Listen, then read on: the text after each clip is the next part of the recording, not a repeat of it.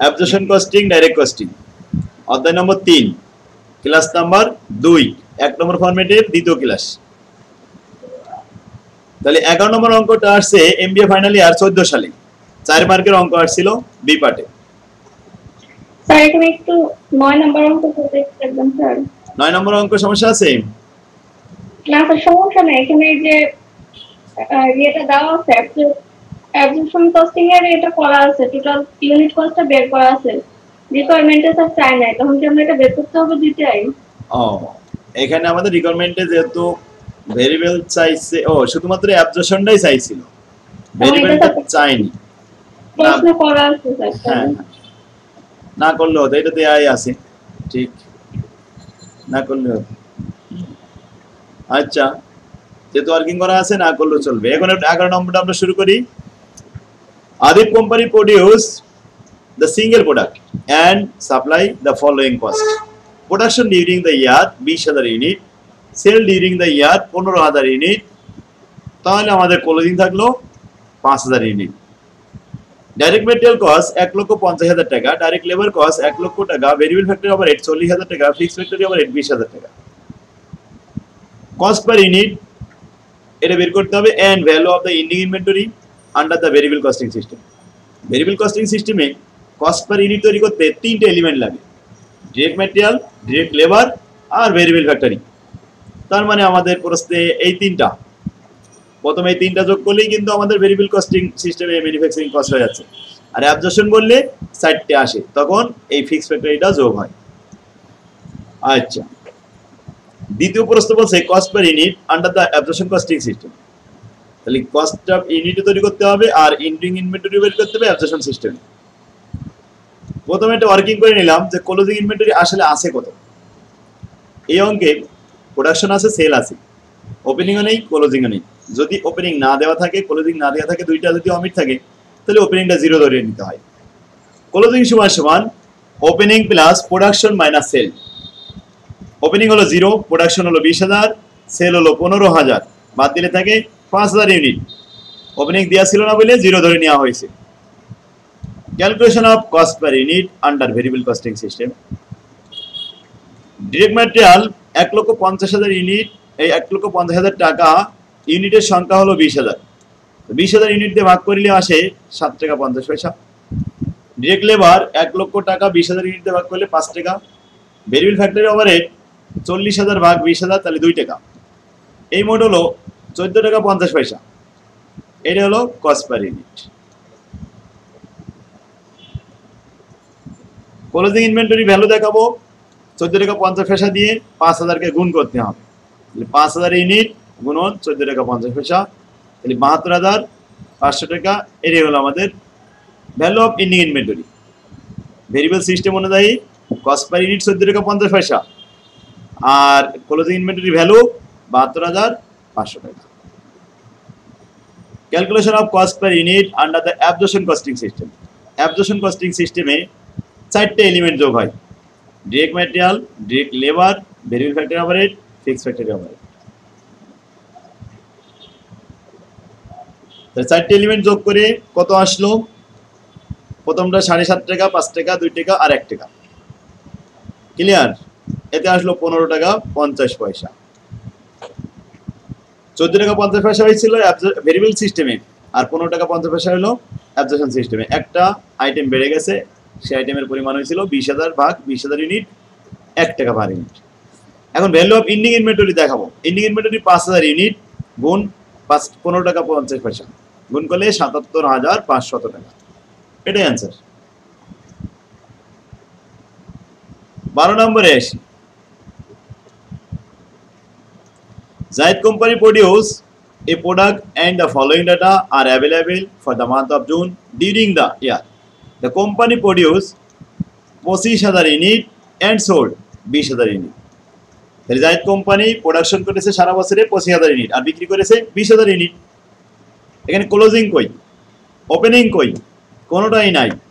তাহলে ওপেনিং 0 আর ক্লোজিং বের হবে 5,000। 25,000 উৎপাদন করে 20,000 বিক্রি করলে closing 5,000। Variable cost per unit colon দেওয়া আছে। ডিরেক্ট ম্যাটেরিয়াল 10 টাকা পার ইউনিট, ডিরেক্ট লেবার 8 টাকা, ভেরিয়েবল ফ্যাক্টরি 5 টাকা, ভেরিয়েবল মার্কেটিং 2 টাকা per unit, variable administrative expense 2 টাকা per unit. Fixed cost per year, fix factory আছে 50,000 টাকা, ফিক্স মার্কেটিং আছে 20,000 টাকা, ফিক্স অ্যাডমিনিস্ট্রেটিভ আছে 30,000 টাকা। তাহলে অপারেটিং ফিক্সড হলো এই 30 আর এই 20 50, আর factory fix factory 50। Compute the difference of ending inventory value of between the absorption costing and variable costing method. Variable এবং অ্যাবজর্পশন কস্টিং সিস্টেম অনুযায়ী পার্থক্য দেখাতে হবে এন্ডিং ইনভেন্টরির, মানে ক্লোজিং ইনভেন্টরির ভ্যালুর যে পার্থক্য এটা দেখাতে হবে, আর কিছু নির্ণয় করতে হবে না। 4 মার্কের দেওয়া হয়েছিল অঙ্কটা। তাহলে প্রথমে কস্ট পার ইউনিট তৈরি করে নিতে হবে। তার আগে আমরা একটা ওয়ার্কিং করলাম। নাম্বার 1, ক্লোজিং ইনভেন্টরি পরিমাণ ওপেনিং 0, প্রোডাকশন 25, বিক্রয় 20, অতএব বাদ দেওয়ার পরে ক্লোজিং হয় 5000 unit. Manufacturing cost per unit, material, labour, variable factory, fix factory overhead.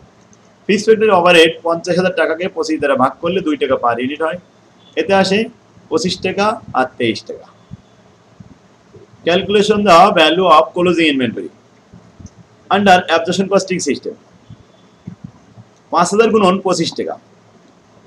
Under variable costing system 5000 গুণন 23 টাকা। এই 23 টাকা ভেরিয়েবল থেকে নিয়ে আসলাম। প্রথমটা আসে 1,25,000 আর দ্বিতীয়টা আসে 1,15,000, মাইনাস করলে থাকে অনলি 10,000 টাকা ডিফারেন্স। তাহলে difference of ending inventory value, দুইটার ভিতরে পার্থক্য হলো 10,000 টাকা। চেঞ্জিং ইনভেন্টরি 10,000, চেঞ্জিং প্রফিটেরও পার্থক্য হবে 10,000। 13 নম্বর অঙ্ক আসছে, এখানে অ্যান্সার করে নেই। এই 17 সালে লাস্ট অ্যান্সার এটা আসছিল পরীক্ষায়।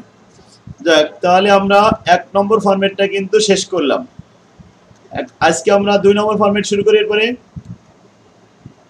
2 নম্বর ফরম্যাটটা হলো favourable variance and unfavourable variance. Favourable and unfavourable, এর আরেকটা নাম হলো applied, under applied and over applied. Unfavourable মানে আন্ডার অ্যাপ্লাইড, আর ওভার অ্যাপ্লাইড হচ্ছে ফেভারিয়েবল ভেরিয়েন্স। এবার আসি ফেভারিয়েবল হয় কখন?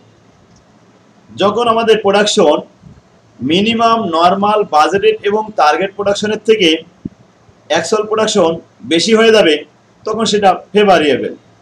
আর যখন কম হয়ে যাবে তখন সেটা আনফেভারিয়েবল। ক্লিয়ার? তো minimum, normal, budgeted, target production, এই মিনিমামের 4টা সিনোনিম। কোনো সময় নরমাল বলা থাকে, কোনো সময় মিনিমাম বলা থাকে, কোনো সময় টার্গেট প্রোডাকশনও বলা হয়। এটার সাথে আমাদের তুলনা করতে হয় অ্যাকচুয়াল প্রোডাকশন। যদি দেখা যায় একই পরিমাণ না হয়ে কম অথবা বেশি হয়, তাহলে সেটা ফেভার অথবা আনফেভার। অ্যাকচুয়াল প্রোডাকশন কম হলে আনফেভারিয়েবল ভেরিয়েন্স, অ্যাকচুয়াল প্রোডাকশন বেশি হলে ফেভারিয়েবল ভেরিয়েন্স। কস্ট অফ গুডস সেলের সাথে আনফেভারিয়েবল ভেরিয়েন্স যোগ করতে হয়, আর কস্ট অফ গুডস সেলের সাথে ফেভারিয়েবল ভেরিয়েন্স বিয়োগ করতে হয়। যখন উৎপাদন বেশি হয়ে যায় তখন সেটা ফেভারিয়েবল, আর যখন উৎপাদন কম হয় আনফেভারিয়েবল। এই ফরম্যাটেও আমাদেরকে 5টা রিকোয়ারমেন্ট শিখতে হবে। আমরা 1 নম্বর প্রবলেমটা একটু দেখি। 1 নম্বর ফরম্যাটের 7 নম্বর অঙ্ক যেটা আমরা প্রথম শুরুতে দেখালাম, ওটা কিন্তু ফেভারিয়েবল আনফেভারিয়েবল অঙ্ক। ওটা আনফেভারিয়েবল ছিল প্রথমে। যাই হোক, ওই অঙ্ক আমরা এখানেও পাবো। 1 নম্বর অঙ্কটা বলছে Navid company is comparing in the present absorption costing system. এখন অ্যাবজর্পশন কস্টিং এবং ডাইরেক্ট কস্টিং সিস্টেম যারা ইউজ করে থাকে তাদের ইনফরমেশনগুলো দেওয়া হলো। Budgeted production 40,000 unit. এই বাজেটের মানে কি বলেন তো? মিনিমাম, মিনিমাম, টার্গেট, বাজেটেড আর নরমাল একই কথা। তাই এখানে আমি লিখেছিলাম মিনিমাম, নরমাল, বাজেটেড, টার্গেট, এই একই জিনিস। যে কোনো একটা ভাষা পরীক্ষার হলে ইউজ করতে পারে প্রশ্নপত্রে। তাই বাজেটেড প্রোডাকশন 40,000 আর বাজেটের ফিক্স ফ্যাক্টরি 80,000। প্রোডাকশন দিয়ে ভাগ করলে প্রতি ইউনিট কত? 2 টাকা। Fix marketing 20,000। সেল প্রাইস, এর ফিক্স মার্কেটিং কিন্তু 20,000 টাকা বলেছে, আর ইউনিটের সংখ্যা দ্বারা 20,000কে ভাগ করলে পার ইউনিট চলে আসবে।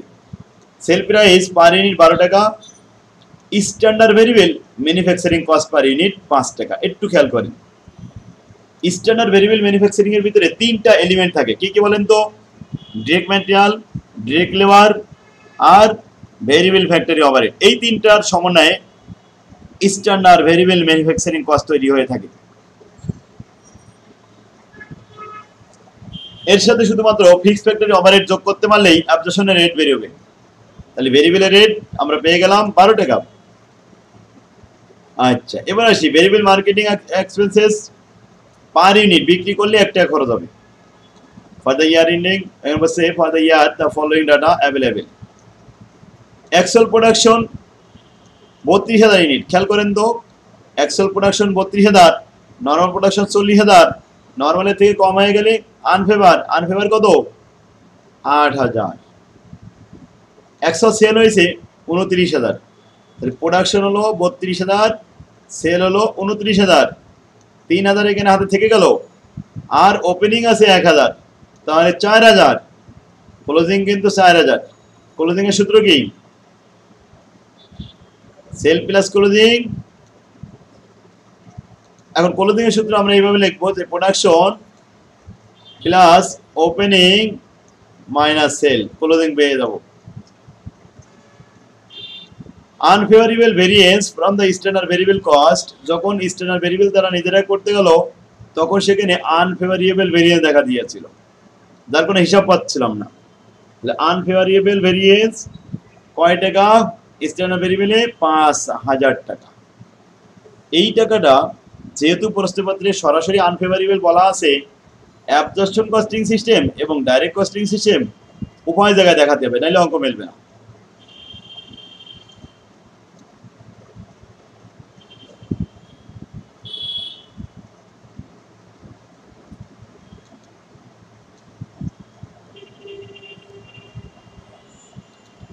এক নম্বর requirement, prepare the direct costing system income statement তৈরি করো। 2 নম্বর, অ্যাবজর্পশন কস্টিং সিস্টেমে ইনকাম স্টেটমেন্ট তৈরি করো। ব্যাস, ওকে। তাহলে আমরা এখন একটা ওয়ার্কিং করে নিলাম। Calculation of closing inventory, opening যোগ প্রোডাকশন মাইনাস সেল, ক্লোজিং পেয়ে গেলাম 4,000।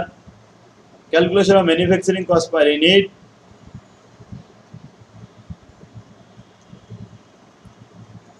তাহলে প্রথমে স্ট্যান্ডার্ড ভেরিয়েবল আছে 5 টাকা, 5 টাকা 2 জায়গায় যাবে, আর অ্যাবজর্পশন কস্ট আছে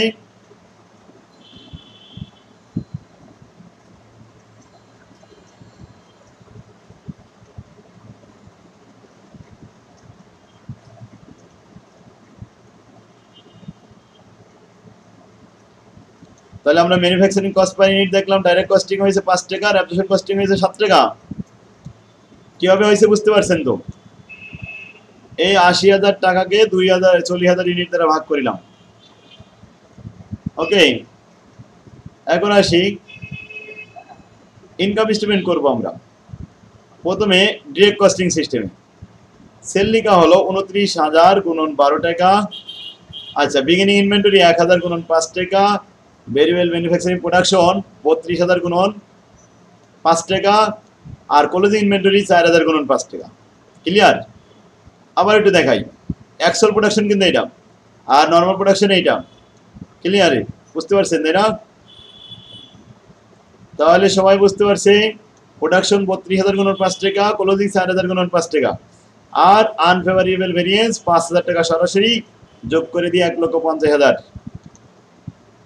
3,48,000 থেকে 1,50,000 বাদ দিলে কত থাকে? 1,98,000। ভেরিয়েবল মার্কেটিং এক্সপেন্সেস 29,000, এই যে 29,000 গুণন 1, তাহলে 29,000 এখানে লেখা হলো 29,000 গুণন 1। ভেরিয়েবল মার্কেটিং বাদ দিতে কোন জায়গা থেকে? গ্রস কন্ট্রিবিউশন থেকে। আমি আরেকবার একটু বলি যে ডাইরেক্ট কস্টিং সিস্টেমে 4টা স্টেপের মাধ্যমে অঙ্ক করতে হয়। প্রথমে লিখতে হয় সেল, সেল থেকে variable cost of goods sold বাদ দিতে হয়। ভেরিয়েবল কস্ট অফ গুডস সোল্ডের আইটেম 3টা, ওপেনিং যোগ production minus sale minus closing.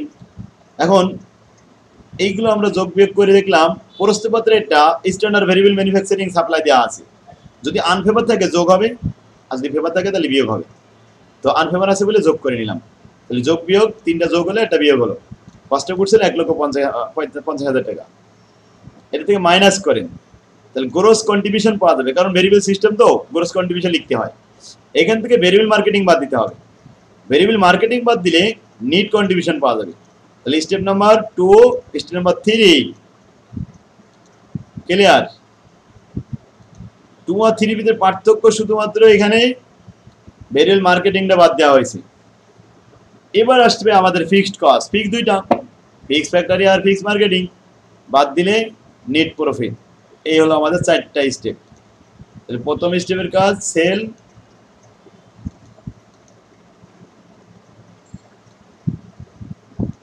সেলের পরে কন্ট্রিবিউশন, গ্রোস কন্ট্রিবিউশনের থেকে ভেরিয়েবল মার্কেটিং বাদ দিলে নেট কন্ট্রিবিউশন, আর এখান থেকে ফিক্সড কস্ট বাদ দিলে net profit. Okay, under the absorption costing system এখানে 3টে স্টেপ মাত্র। সেল থেকে প্রথমে কস্ট অফ গুডস সেল বাদ দিবেন, বাস গ্রোস প্রফিট চলে আসবে। গ্রোস প্রফিট থেকে এবার বাদ দিতে হবে অপারেটিং প্রফিট। এখন operating cost, fixed operating cost কয়টা? 2টা।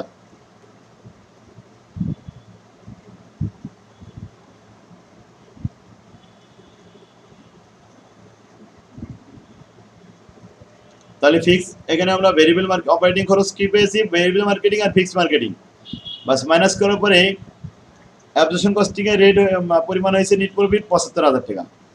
এখন যেহেতু এখানে 69 আর 75 6,000 টাকা ডিফারেন্স, তো এই ডিফারেন্সটা কেন হলো? Change in inventory, change in profit, প্রফিটের পার্থক্যের সাথে ইনভেন্টরি পার্থক্য মিলে যাবে। তাহলে প্রফিটের পার্থক্য 69 আর 75, তাহলে 6,000, ইনভেন্টরি পার্থক্য 6,000 হবে, যদিও 6 বলিনি আমাদের।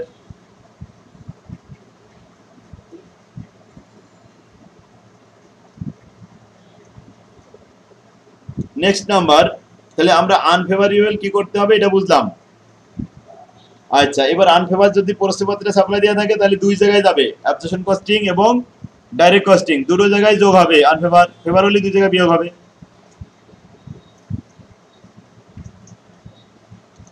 ওপেনিং ইনভেন্টরি নীল, সেল দেওয়া আছে, প্রোডাকশন দেওয়া আছে, 3,000 এখানে ক্লোজিং দেওয়া নেই, ডিফারেন্স কত? 3,000।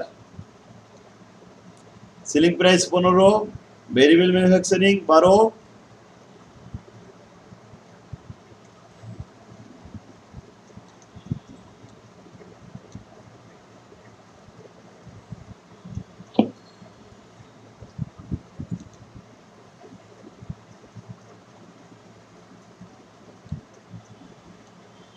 সেলিং প্রাইস ছিল 25 টাকা, আর ভেরিয়েবল ম্যানুফ্যাকচারিং ছিল 12 টাকা, আর ফিক্সড ফ্যাক্টরি ছিল 4 টাকা।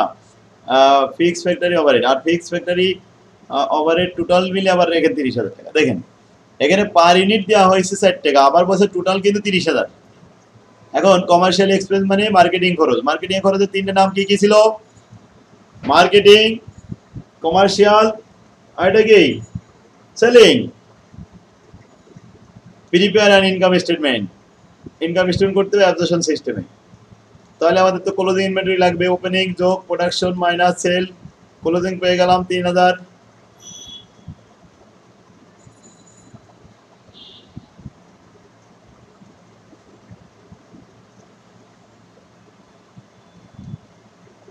এখন আমরা এখানে ম্যানুফ্যাকচারিং কস্ট দেখাবো একটু।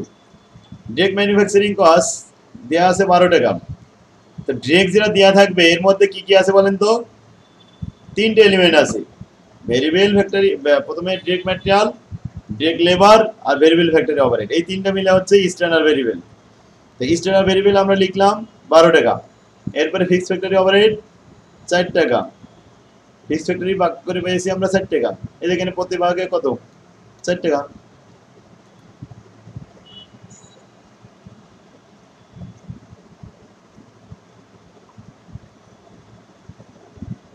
সবাই বুঝতে পারছেন তাই না? রেট কয় টাকা হয়েছে? 16 টাকা আর 12 টাকা। আচ্ছা, এখানে ক্লোজিং ইনভেন্টরি বের করে নিলাম 1500 ইউনিট। ও, এখানে একটা কথা আছে, আমাদের মোট টাকা দিয়েছে 30,000, তো আমি 60 টাকাতে ভাগ করি, কত ইউনিট উৎপাদন হওয়ার কথা? 7,500। এখন উৎপাদন হয়েছে কত? 9,000। তাহলে 1500 ইউনিট ফেভারিয়েবল প্রোডাকশন ভেরিয়েন্স, ফেভার হয়েছে কিন্তু উৎপাদন যদি বেশি হয় তাহলে এটা ফেভারেবল না আনফেভারেবল একটু বুঝবো কি করে স্যার একটু আরেকবার বললে ভালো হ্যাঁ হ্যাঁ হ্যাঁ অবশ্যই সুন্দর কথা। এখানে দেখেন আপনার প্রোডাকশন কত দেয়া ছিল 9000, থেকে নরমাল ক্যাপাসিটিটা এই অঙ্কে দেয়া ছিল না। ফেভার এন্ড ফর বেসিক্যালি আমাদের নরমাল লাগবে, নরমাল মিনিমাম টার্গেট বাজেটের এই প্রোডাকশনটা দরকার, কিন্তু এই অঙ্কের ভিতরে নাই, যার কারণে আমরা এটা বের করতে গেলাম। এটা ক্লু দেওয়া হয়েছে বস 30,000 ফিক্স ফ্যাক্টরি, প্রতি ইউনিটের দাম 4 টাকা। তাহলে আমরা জানি ফিক্স ফ্যাক্টরি ওভারহেডকে নরমাল ক্যাপাসিটি দ্বারা ভাগ করে তারপরে পার ইউনিট বের করা হয়। তো পার ইউনিট যদি 4 টাকা হয় তাহলে নরমাল ক্যাপাসিটি কত, যে ভাগ করার পরে 4 টাকা হলো। তাহলে আমরা এটা দেখি 30,000 ভাগ 60, বাস নরমাল ক্যাপাসিটি 7,500। তো 7,500 যদি নরমাল হয়, প্রোডাকশন যদি 9,000 হয়, তাহলে তো ফেভার হয়ে গেছে, 1500 ফেভার হয়ে গেছে। ফেভারেবল ম্যানুফ্যাকচারিং কস্ট এটা আমাদের কস্ট অফ গুডস সেলে বিয়োগ করতে হয় অ্যাবজর্পশন নিয়মে। প্রথমে অ্যাবজর্পশনের নিয়ম, প্রথমে আমরা অ্যাবজর্পশনে কয়টা স্টেপ হয় মনে আছে? 3টা। তো সেল লিখে ফেললাম, এখান থেকে কস্ট অফ গুডস সেল বাদ দিব। কস্ট অফ গুডস সেল প্রথম ওপেনিং যোগ প্রোডাকশন মাইনাস ক্লোজিং, এগুলো কিন্তু আমাদের cost of goods sale element হয়ে গেছে। কিন্তু আমরা আরেকটা জিনিস মাইনাস করলাম, মাইনাস ফেভারেবল কস্ট ভেরিয়েন্স। এখন এটা কি ফেভার না আনফেভার?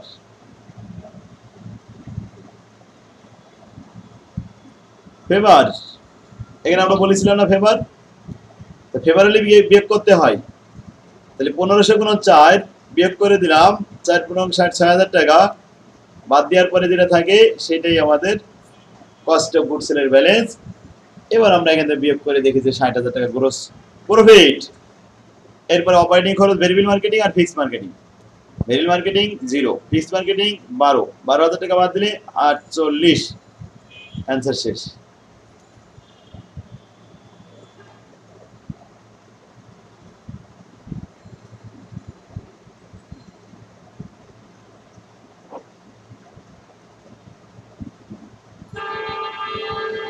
তাহলে সময় মোটামুটি পেরে গেলেন, এটা পারবেন তাই না ইনশাল্লাহ? ভেরিয়েবল কস্টিং এখানে আমাদের আনফেভারেবলের কোনো ব্যবহার নেই। যদি প্রসেস সাপ্লাই দেওয়া থাকতো তাহলে আনফেভারেবল আমরা যোগ করতাম, ফেভারেবলে বিয়োগ করতাম ভেরিয়েবল সিস্টেমে। আচ্ছা, এখানে একটা অঙ্ক আছে, ওপেনিং আছে, ক্লোজিং আছে, প্রোডাকশন আছে, নরমাল প্রোডাকশন দেওয়া আছে। দেখেন নরমাল প্রোডাকশনে 1000, প্রোডাকশন হয়েছে অ্যাকচুয়ালি 9,000, আনফেভার কত? 1000। এই আনফেভার কোথায় যাবে? অ্যাবজর্পশনে কস্ট অফ গুডস এর সাথে যোগ হবে।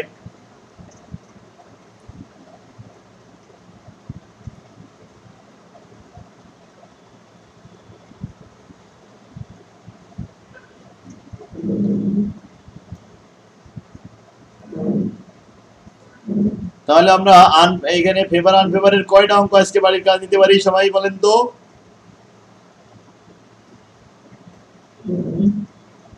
5টা। দেখেন এই অঙ্কটাই মূলত আমরা ওই জায়গায় পড়তেছিলাম, আনফেভারেবলের অঙ্ক। তাহলে আনফেভার আর ফেভার কিভাবে বুঝতে পারলাম? প্রোডাকশন নরমাল যেটা দেওয়া থাকে তার থেকে যদি কম হয়ে যায় আনফেভার, যদি বেশি হয়ে যায় ফেভার। প্রোডাকশন কম আর বেশি পরে নির্ভর করবে। তাহলে এবার দেখেন তো 5 নম্বরের অঙ্কটা পারবেন কিনা। 4,20,000 টাকা ভাগ করে 7 টাকা পার আওয়ার হয়েছে, 7 টাকাতে 10 দিয়ে ভাগ করলে 70 টাকা পার আওয়ার হয়েছে।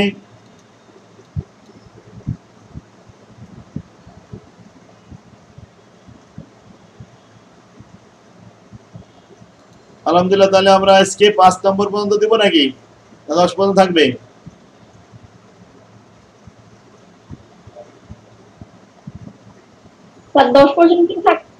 হ্যাঁ 10 পর্যন্ত থাকলো আজকে। আর ওই যে হ্যান্ড নোটটা কাছে আছে আপনাদের, ওখানে দেখেন এই 10 নম্বর পর্যন্ত কয়টা অঙ্ক দেওয়া আছে সাজেশনে, ওগুলো খাতায় উঠায় ফেলবেন আর বাকিটা দেখবেন।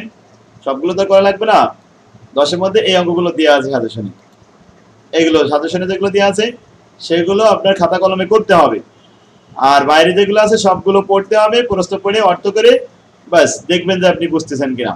না বুঝলে আমার আবার জিজ্ঞেস করবেন যে স্যার অমুক নম্বরটা বুঝিনি, তাহলে আমি সেটা আবার বলে দেবো ইনশাল্লাহ। তো আজকে আমরা রেকর্ডে বন্ধ করি।